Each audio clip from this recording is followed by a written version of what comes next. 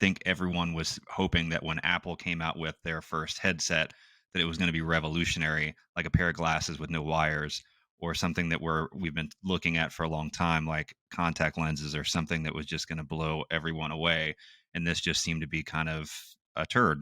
See, and I will take my love for a lovely rounded ski goggle to the next level and say, this looks great. I've already got essentially 4 pairs of these just with no screens in them.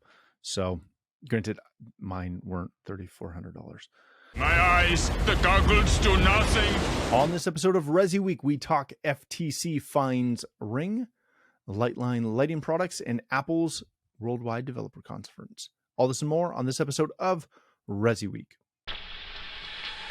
The network for the AV industry. What are you listening to? This is AV. This is AVNation. This is AVNation.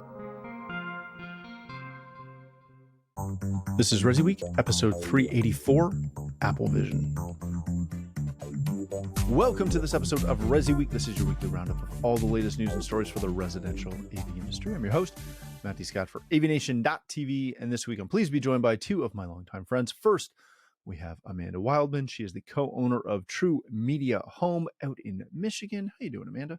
I am doing great. Joining you from a job site, so bear with me if you hear any like loud noise or anything like that. I'm out in the car, but on a job site. So excited to be here, though. As always, love to chat with you, Matt. Hey, at least one of us is working today. The other gentleman that is joining us is Ian Bryant. He's the operations manager and project manager for Premiere SAV out of Jackson Hole. How you doing, my friend? I am doing great, Matt. It's always a pleasure to be here. Thanks for having me back. He's very excited on a Monday. It's very, very, very exciting. I know his tone doesn't show it, but he is pumped to be here. All right, we're going to kick this off. This is airing on a Wednesday morning, or going live Wednesday morning, which means the ribbon cutting for InfoComm 2023 has kicked off. We're not covering any direct stories yet because it hasn't started when we recorded it. But it will be a great show. We have some AVNation people on the ground, so you can go to our portal and check out all the coverage from the show. I'll just do kind of a quick blanket statement to the both of you, or blanket question to the both of you on this. Are you excited for any potential news coming out of InfoComm this year? Something maybe even just as simple as, hey, we're going to actually ship some of the products that we're marketing. Which is still not happening. That is my future cast for Wednesday. But is there anything any rumblings you're hearing that are exciting either of you? Or is this, another kind of wait and see year? I'm excited because I'm seeing everybody, kind of like all my friends, like head on over there. So I'm excited with what they're going to bring back, and I'm watching, what's going on, but I don't have anything specific. Other than the fact that I'm just curious to see with some of this new stuff we'll talk about later with Apple, how that's going to work with the InfoComm, or like the video conferencing and different things like that. So that's about it. That's pretty much the only thing that kind of touches me right now is the video conferencing type stuff. So always looking for innovations in that. That's true. Ian, anything? Or you don't care? No, of course I care. We do some commercial work up here in Wyoming, but I think that it's funny. Before you even said it, the first thought that came in my mind was, who's going to be shipping product? And so I'm curious to hear. I think that's going to be asked by probably 75% of people there are going to go to their sales reps and say, so are you actually going to ship this to me? And then they're going to get tired of it, but that's what happens. I'd like to see some really nice, big, innovative announcements come out. I'd hope to see that maybe some manufacturers are pushing some boundaries. So we'll see maybe some new digital art products. I don't know, video technology, something cool. It'll be interesting to see. I've heard a couple rumors. I've seen a couple things that I can't talk about yet. Nothing is blowing me away yet. There was some early acquisition news.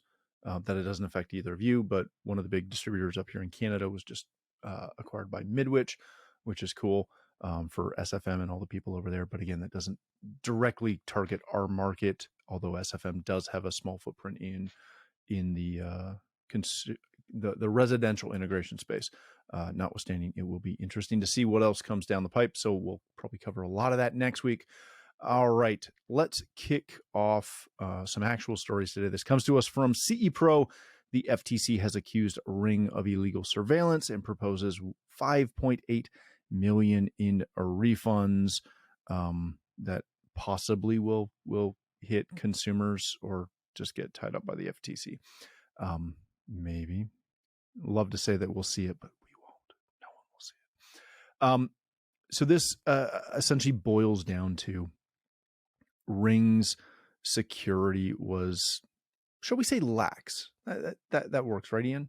Are you comfortable with lacking or a little lax?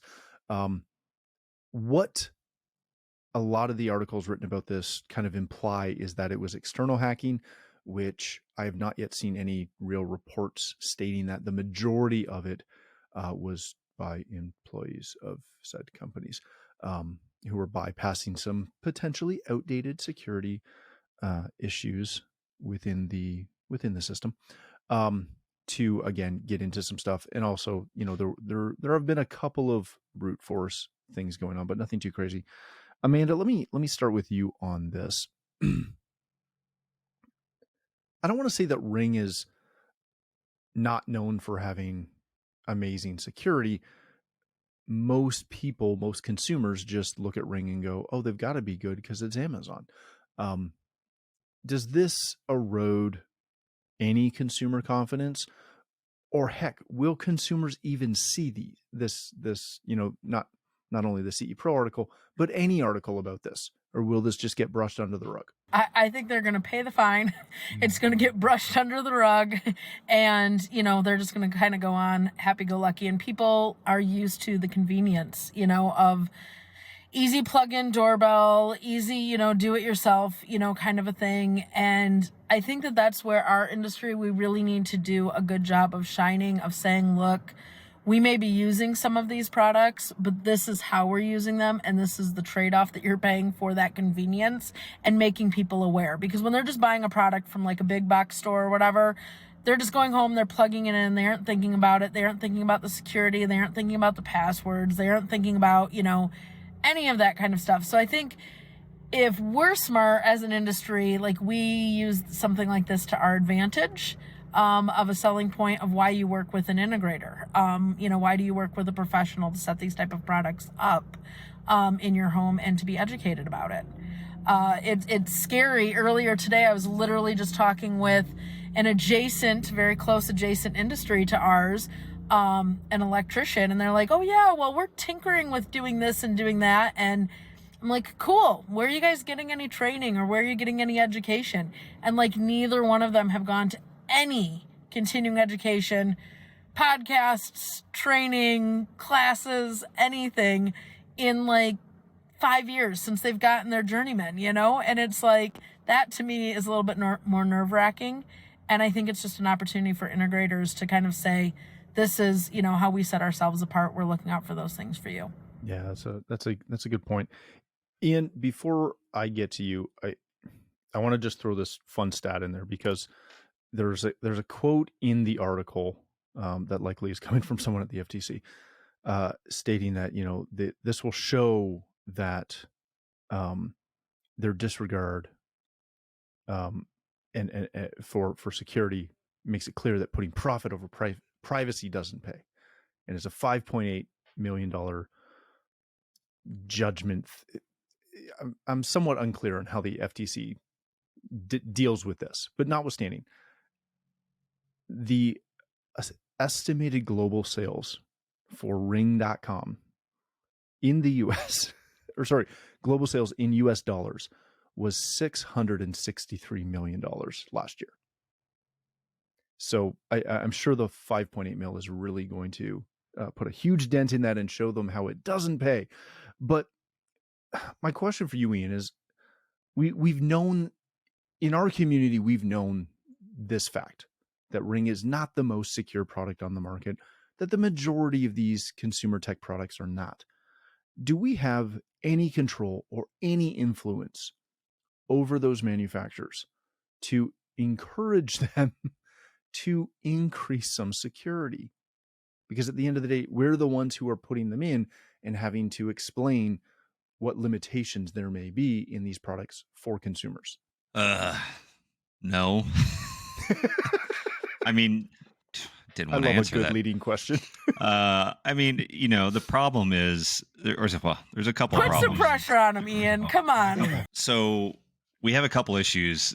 One is there really isn't much of another option out there, right? I mean, if you talk about ease, not just, we could easily do cameras as far as integrators and custom integration and luxury integration. We can do cameras. We can do all kinds of stuff. We could put together something, but for the ease of use with the apps and multiple sites and multiple homes and everything, it just like we're kind of, using them because of how easy it is for the consumer to operate and implement. And we can easily, as a unified voice, put some pressure on some of these manufacturers, maybe through Cedia or other channels, and try to tell them that, hey, they need to make changes.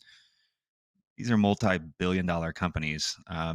Putting profits over privacy is something that is unfortunately not.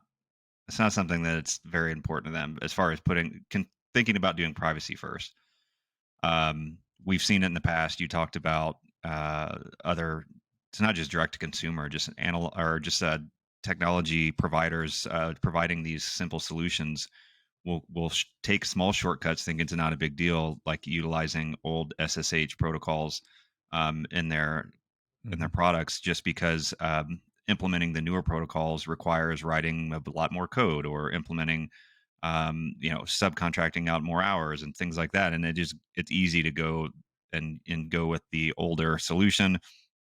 Unfortunately, is liable to be hacked from really anywhere. So I don't know. Right now, I think we're kind of at just wait, and hopefully we'll see if the FTC maybe starts to cut back further. I think what I was thinking when you were making that comment around 5.8 million in fines over the however many hundreds of million they make in revenue per year.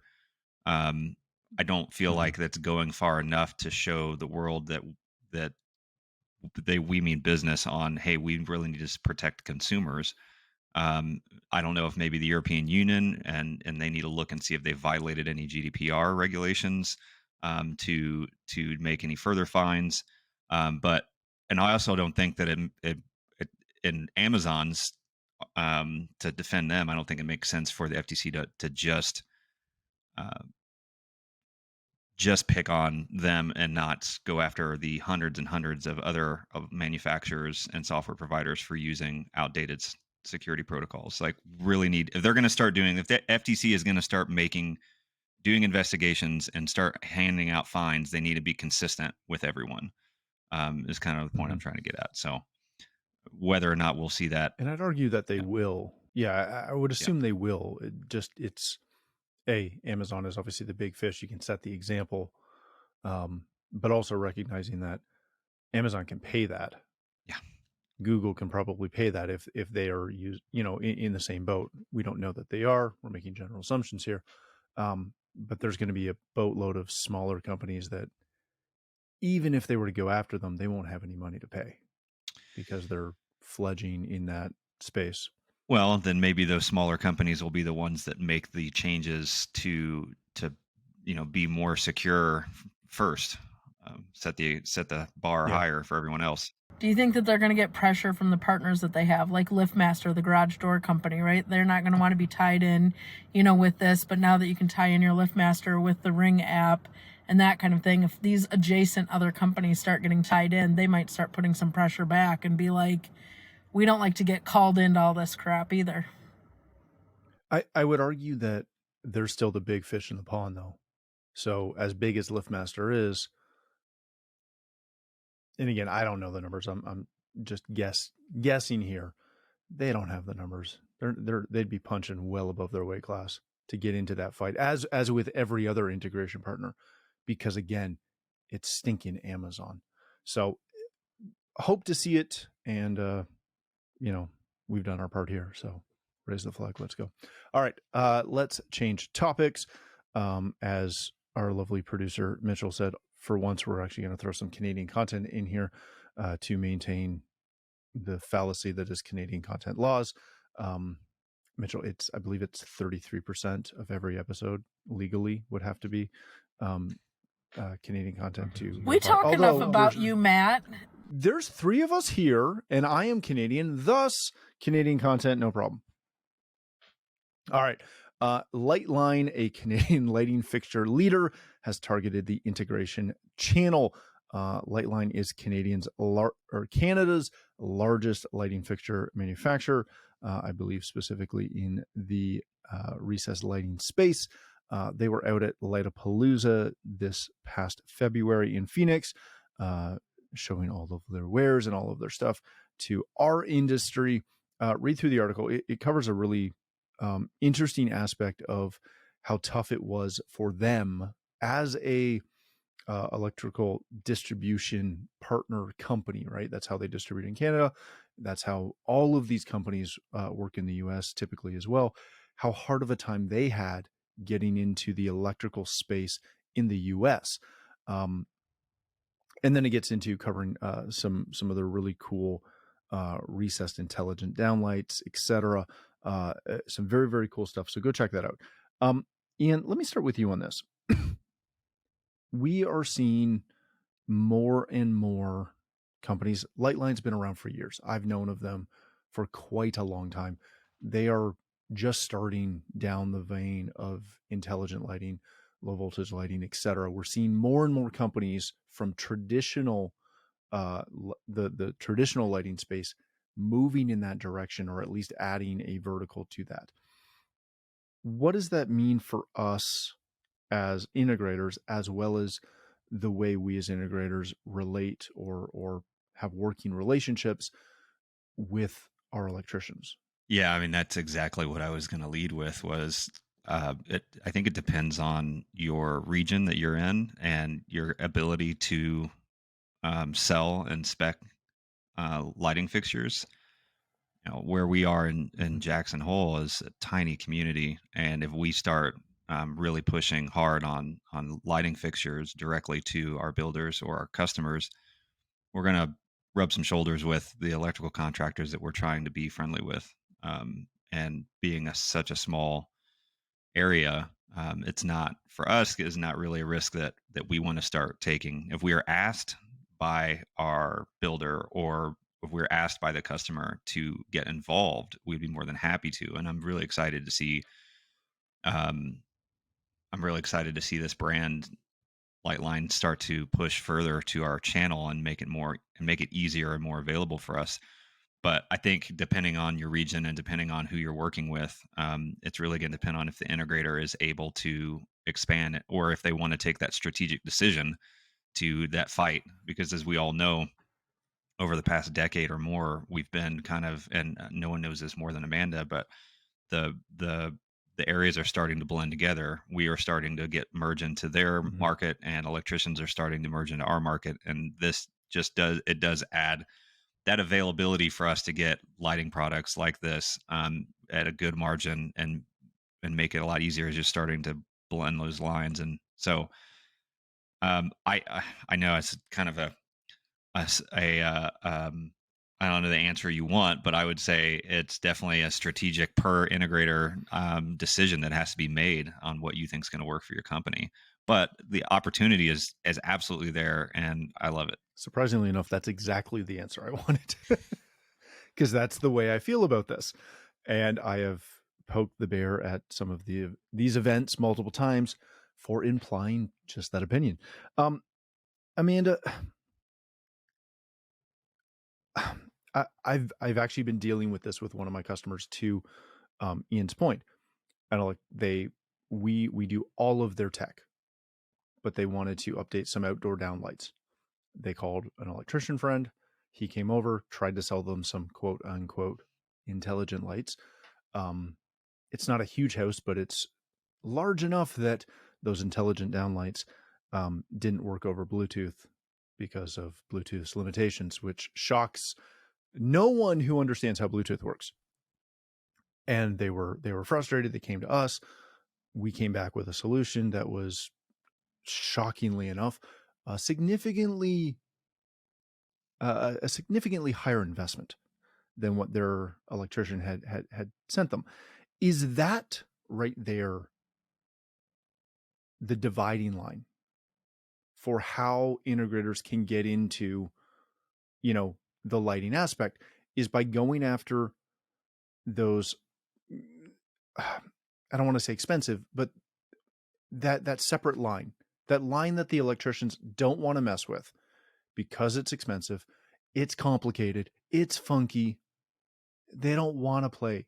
They just want to sell their $50 dome light and or pancake or whatever it is in your space, and get on to the next home wire. I think absolutely that's what electricians generally want to do. They, they're okay with putting up the fixtures, although they complain all the time with the ones that the designers pick out because they have to assemble them and put them together, and they don't like that. And they don't like messing with, the moment you say that something has to be programmed or it's intelligent, like lighting, they want nothing generally to do with it. So like for me and my company, like 3 years ago, we added an electrical division. So like I was very excited when I saw Liteline, and I believe that they are in most of the tech summits as well as Lightapalooza, the CEDIA tech summits, because that is where I saw them. And I did see some fixtures that I really liked. I think as both of these worlds are kind of blending together, the electrical and the low voltage, I think that it's important for integrators to stay up on what's available and be there in the ready. Because I don't think that unless you're going to open up an electrical division like what we did with our company, you still want to play nice with those electricians that you have relationships with, which I still, like part of my company, there's a good chunk of us where we just partner with some electricians on certain projects. But there's a few, where we take over that side of it. But when you build that good relationship and you can be that trusted partner, we've had electricians call us before and they're like, look, we can't find a fixture for this. And it's starting to become known that even these larger lighting companies have kind of like a CI channel. So what's interesting is if availability for the electrical industry is like on back order, sometimes you can get it through the CI channel, which has been an interesting kind of like change of events. And for whatever reason, just because we do, I feel like so many tech summits and so many shows. And like I had mentioned earlier about how our industry is always up on trying to keep up on the education, I don't see that same thing happening necessarily in the electrical world. Generally, they're only hearing about whatever their electrical house is telling them about after the rep visited the electrical house. So they don't see as much new stuff as often as what we do. So I think it's really important for us to be a resource. And I think a company like this, like I mentioned to you, I found actually 2 different fixtures from them when I was at the tech summit that I was really excited about, that I know when I bring those to my area and my market, like no other electrician is bringing those to my market. So that will like help me to be able to stand out.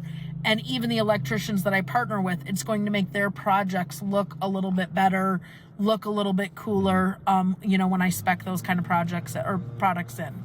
Yeah, that's a really good point. It's very interesting to watch. All right, let's hit our last story real quickly, just because it's going to make Ian be super happy. This comes to us from Residential Tech today. There was more than Apple Vision Pro news at the Worldwide Developers Conference that Apple held last Monday at their headquarters out in Cupertino. Amanda, Michael gives a really good overview of a couple of things without touching too much on the Apple Vision Pro, which I know is depressing Mitchell immensely because it's all he wanted me to talk about today. But the one thing that kicked that I saw that made me kind of go, oh, well, that's interesting. And also about dang time. FaceTime and video conferencing is now going to be available on the Apple TV 4K. What that means is you'll be able to use your iPhone the same way you can use it on Mac or on iPad as your secondary or as your camera. You can set it up, it'll wirelessly connect, and you've got an instant phenomenal webcam. but you'll be able to use that paired with an Apple TV to use your display and FaceTime and do all those fun things directly on the massive screen that is in your living room or master bedroom or wherever. Is this something that will be used extensively by the majority of our customers, and B, how quickly till customers use this in a seemingly, or I'm going to guesstimate that this will be a seamless process. How quickly are they going to come to us and say, why is my boardroom such a pain in the butt? A lot of it's going to come down to us educating them. So that's going to be how fast it rolls out, is how fast we show them and how fast we teach them. I am probably most excited about it because I think about, as a parent, and I'm sure you have this, Matt, too, is if your parents are ever FaceTiming like your kids, right? And all three of your kids are, on the screen, and your parents, for whatever reason, they're both crowded around your phone trying to FaceTime your kids and they can't see it or what's going on or, whatever, I think it's going to be so exciting for all of those people. Like, I just think of that, like having a bigger screen to be able to see like the whole family, to be able to gather more people, and just have it easier to use. That is actually the part that I'm most excited about, which I know sounds crazy, but I love getting together, even virtually, like with my friends and over COVID lockdown. I mean, I remember doing it from, like my Mac, right? We would have all of those, Friday night AV, everybody would kind of get together and we'd chat about what was going on, but you're still looking at it on a small PC, or like your Apple screen. Yeah. To be able to throw that up on a TV, to be able to sit back and just be able to chat with people, I really like that concept, and I'm actually really excited about it. That's a good point. All right, Ian, bring this home for us. Which one are you most excited for? Video conferencing on it. Which one am I most excited for? Let me finish. Okay. Video conferencing on an Apple TV. Oh my gosh. Or a Vision Pro headset. Thanks for teeing me up. Yeah, like I mentioned to you earlier, I was just listening. I just had when I was reading this article, I had Michael Heiss's voice playing in my head, and him being so upset about this is just, I cannot wait to talk to him further. But I kind of felt the same way. Like I mentioned, there was another article in Wired magazine. They kind of felt very similar, that the Apple Pro Vision was kind of just a dump from Apple. Like, I mean, there are many other VR headsets out on the market that do almost the exact same thing. The only difference is that Apple pairs with Apple iOS, and it gives you a couple features like using hand gestures and eye motion, but a lot of the other manufacturers are getting close to that as well. I think everyone was hoping that when Apple came out with their first headset, that it was going to be revolutionary, like a pair of glasses with no wires, or something that we've been looking at for a long time, like contact lenses, or something that was just going to blow everyone away. And this just seemed to be kind of a turd. Sorry to say it, but like, it wasn't revolutionary like they've been in the past. And so for me, yeah, I think the video conferencing on the Apple TV 4K, I'm already envisioning a lot of manufacturers coming out with iPhone docks and stands to sit on or on top of or next to your TV. Like, that's going to be all over CES next year. And then some of the other stuff, the new support for Dolby Vision 8.1, the new enhancements for the AirPods.